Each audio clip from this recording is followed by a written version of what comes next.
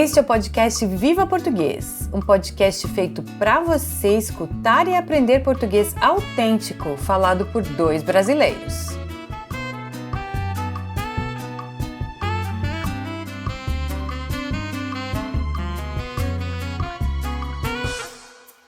Oi pessoal, como vocês estão? Espero que vocês estejam bem e aprendendo português.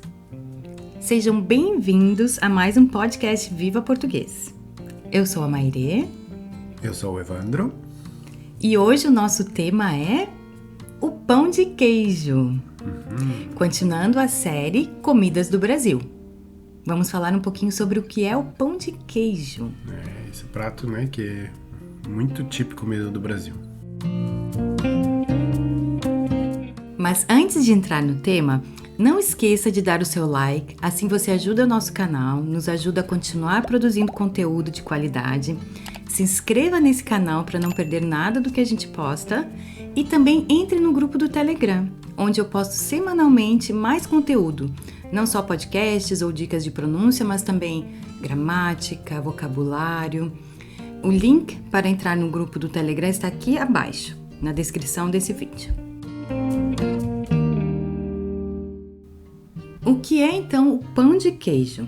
Essa receita genuinamente brasileira e muito apreciada no Brasil, muito consumido no Brasil. Muito. Se acredita que o pão de queijo, vamos falar um pouquinho da origem, daqui a pouco eu já falo dos ingredientes, o que ele é mesmo. A origem, no estado de Minas Gerais, por volta do século XVIII, ou seja, já há bastante tempo. Mas isso não tem como comprovar, se acredita, é uma teoria, digamos, Certo. da origem do pão de queijo. Uma outra curiosidade muito interessante é que o pão de queijo seria uma variação da chipa. A chipa é uma receita criada pelas missões jesuítas, com influência indígena e europeia. Ou seja, a chipa é uma receita mais antiga do que o pão de queijo, seria uma variação. Sim, e também muito consumida até hoje, né? E às vezes muda um pouquinho de nome, né? Se fala rosca, de polvilho, mas é bem conhecida também em vários lugares do Brasil, né? A chipa. Eu, da onde eu venho, do sul do Brasil, eu não conheço esse nome chipa. Você disse que já escutou no próprio Brasil. Claro. Sim. Minha família que é do Mato Grosso do Sul, né? Lá se fala ainda hoje chipa. Porque a chipa é um salgado, né? Uma receita típica do Paraguai e da Argentina. Interessante. Já na Colômbia, essa mesma receita da chipa é conhecida como pan de bono.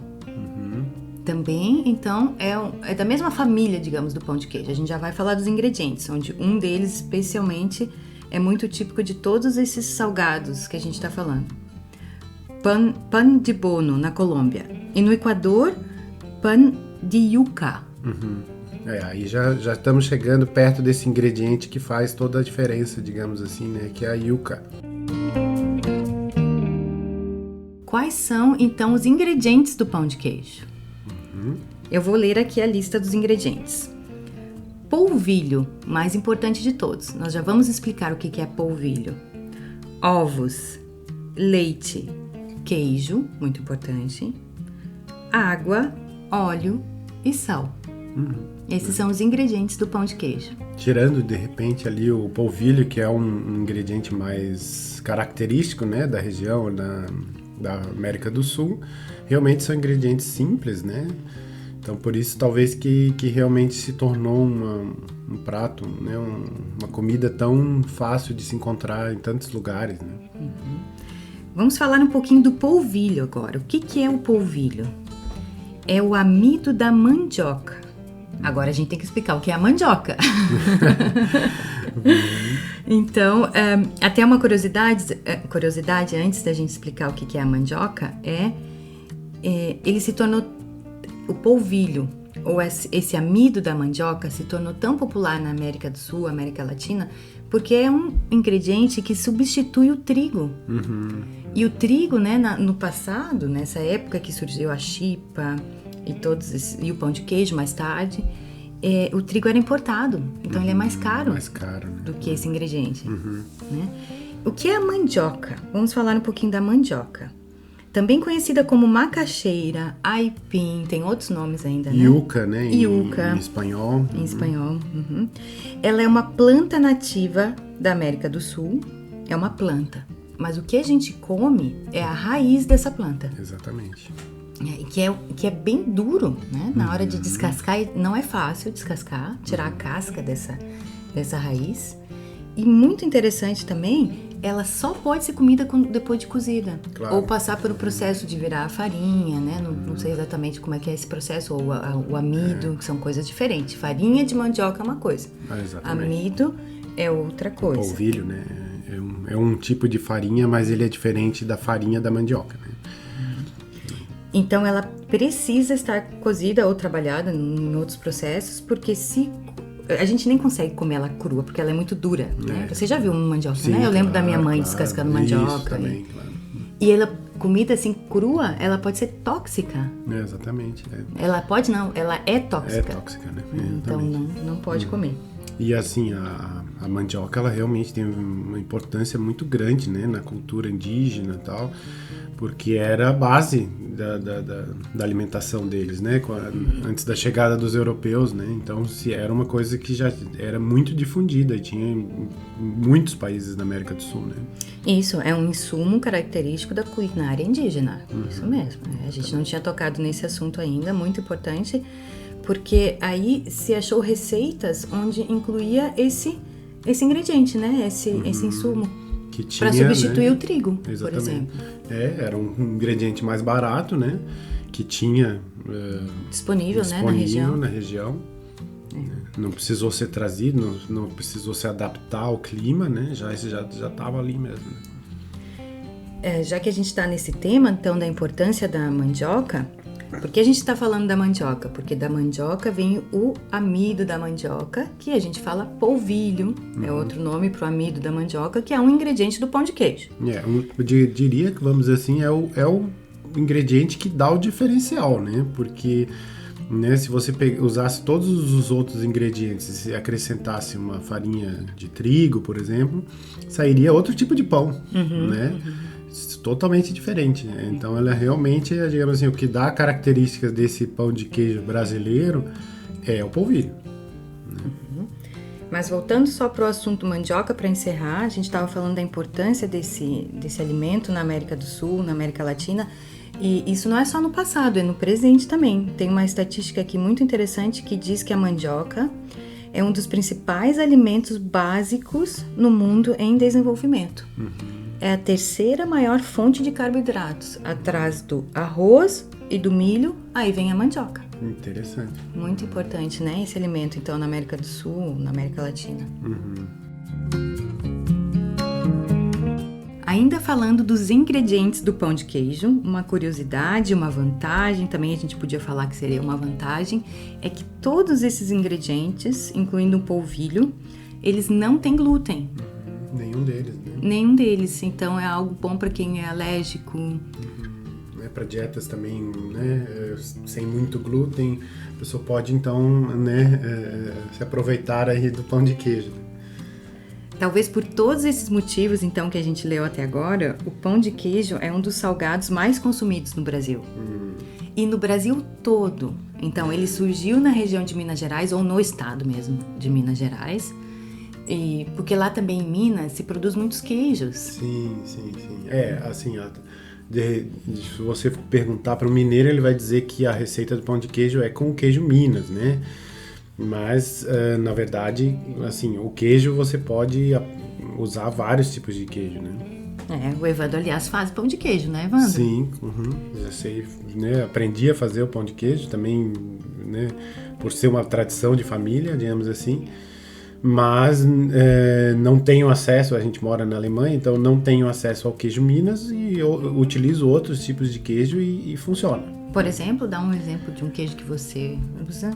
Eu uso aqui o queijo Gouda, né, que é um queijo europeu, mas ele dá para usar perfeitamente, né, não tem problema nenhum. Claro, a combinação de queijo que você usa, né, utilizar vai dar um sabor diferente, né.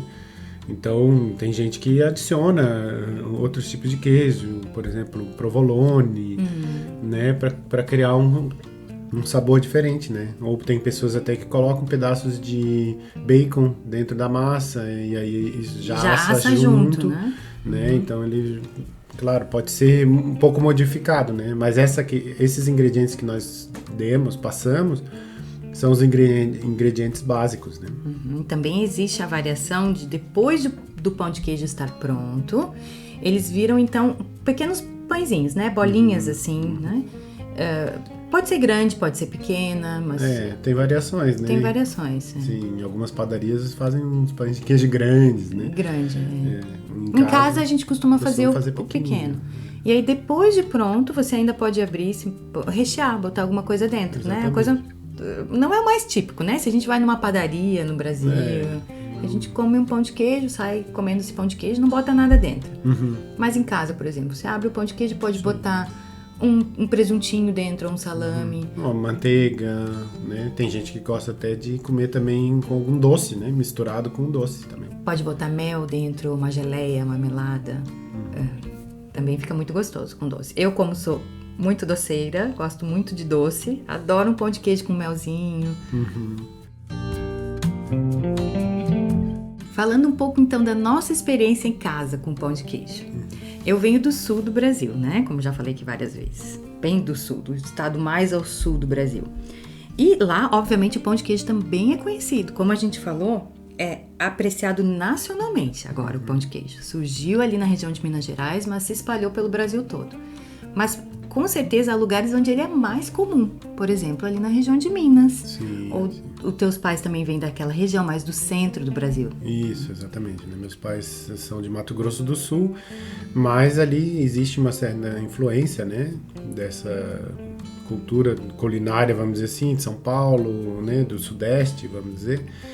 E realmente ali se consome muito mesmo, né? Também talvez uma certa influência do Paraguai, que é a questão da chipa, né? Então realmente a mandioca é muito presente, né?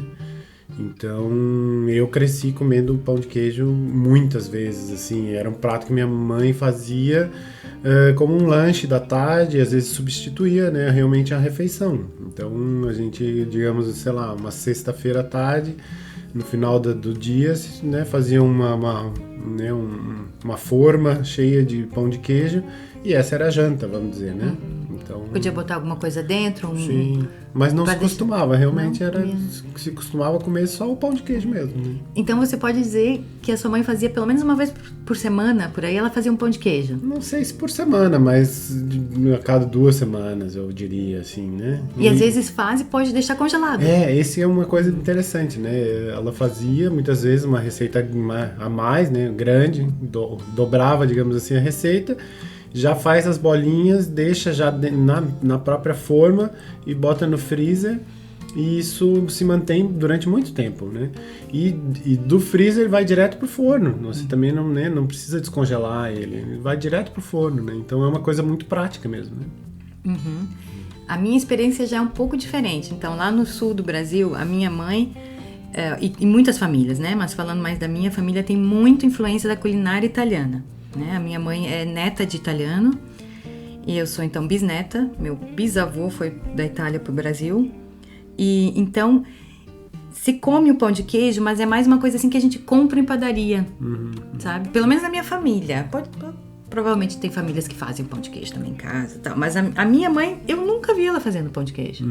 Não tinha essa cultura, essa tradição. Então eu não comia toda semana, eu comia de vez em quando. Vai na padaria fazer um lanche, uma coisa, lanchonete, tá na rua, quer comer uma coisinha salgada, Sim. Passa na lanchonete ou na padaria e compra um pão de queijo. Sim, é porque é interessante que o pão de queijo, ele se mantém durante muito tempo, né? Até na padaria, ele como ele é fofinho, né? Uma característica dele é essa também, né? Ele tem uma consistência bem interessante. O polvilho deixa ele bem fofinho, digamos assim. Por dentro, né? E por fora ele cria uma casquinha. Uma casquinha, exatamente. Então, ele se mantém. Você pode fazer numa padaria, digamos assim, e passar o dia todo ali, ele não vai ficar duro, né? Uma coisa que não dá pra se comer, né? Então, acho que essa é uma característica interessante também dele, né? Por isso que se difundiu tanto, talvez. Exatamente. Então, como vocês podem perceber, nós dois gostamos muito de pão de queijo aqui. Né? E é um prato apreciado. E é uma coisa bem interessante, né? Porque muitas pessoas, quando a gente encontra brasileiros no exterior, muitos né, sentem falta do pão de queijo e sempre que tem essa possibilidade também procuram, né, fazer fora do país, assim, porque é uma coisa que remete mesmo muito ao Brasil. Certo. Né? Muitos não fazem a receita com esses ingredientes, já existe hoje em dia, né, aquelas massa pronta, digamos assim, ou pó pronto, né? Mas tem muita gente ainda que sabe fazer a receita original, vamos dizer assim, né? A gente pode até deixar a receita aqui, né, na descrição do vídeo. E, enfim, é um prato realmente muito típico brasileiro. Isso era uma pergunta que eu queria ter feito antes, aliás. Onde que a gente compra polvilho fora do Brasil? A gente encontra aqui? Sim. Na maioria dos casos, claro, em lojas, né, de produtos sul-americanos ou brasileiros. Mas também, a mandioca também é conhecida tanto na África quanto na Ásia, né? Então, algumas lojas asiáticas têm também o polvilho. Ele é chamado, na verdade, aparece geralmente o nome tapioca né, na embalagem, mas na verdade estão falando ali no caso do polvilho mesmo, né? Mas é o mesmo polvilho, dá para usar. Você já comprou, não sim, é? Sim. Numa loja dessas asiáticas e fez o pão de queijo e funcionou. E funcionou, exatamente. A gente também gosta tanto do pão de queijo que muitas vezes a gente vai pro Brasil visitar as famílias, compramos e trouxemos para cá, né? Tipo, para casa, uns 13 pacotes, assim, para ter por algum tempo. Exatamente. Os outros ingredientes, claro que não, né? Não precisa. Mas realmente o polvilho é o que faz toda a diferença. Então, por ser tão famoso no Brasil e admirado e consumido, considerado patrimônio cultural praticamente do Brasil, existe até o Dia do Pão de Queijo no Brasil. Isso. O dia 17 de agosto é o Dia Nacional do Pão de Queijo. Bom, esse era o nosso tema de hoje, o pão de queijo.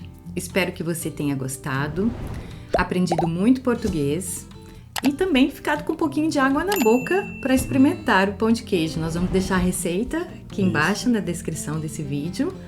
E quem gosta de cozinhar, quem tem acesso a esses ingredientes, pode se arriscar um pouquinho na cozinha. Exatamente. Um abraço então para você, até o próximo episódio e continue aprendendo português. Tchau, tchau.